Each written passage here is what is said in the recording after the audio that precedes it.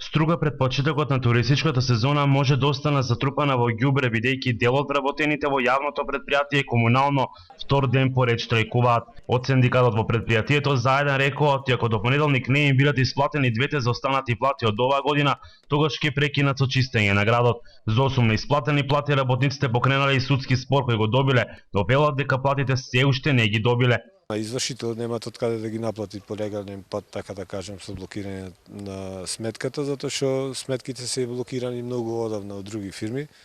Доколку не се најди механизам, извршителите ќе применет една друга мерка каде што ќе биде по присилен пат извршено со конфискација. Основа за штрајкот е платите, плавите картони, систематизацијата, значи да се коригира во однос на платите бидејќи се намалени неиздржливо, без пари не може да се одржава ни хигиена ни ништо.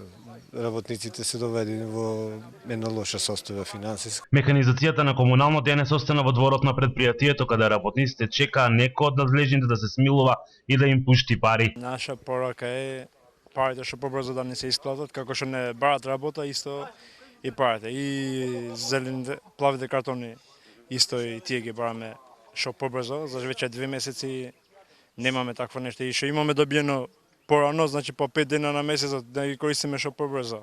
Ова предпријатие ЈП комунално Струга зависи цело од нас овде вработените. Имаме овде многу вработени што се под кири.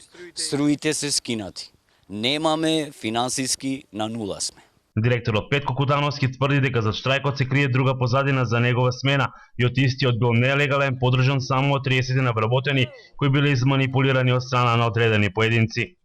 Прв пат писмено на секој вработен му потпишав дека во текот на месец мај ќе ги земат двете заостанати плати. Рачунајќи на средбите на синдикалниот лидер со некои политички лидери на политички партии, кои што не знам зошто очекувале дека треба некој да му се оддужи за некои услуги, јасно ми е од каде дува ветерот за промена на Петко Кутановски. Председателот на синдикатот Межи Маковски вели дека комунално се наоѓа во лоша финансиска ситуација и дека само кон доверителите имале долг од 20 милиони денари, а кон вработените околу 11 милиони денари. Директорот Кутановски пак вели дека комунално е во одлична финансиска кондиција.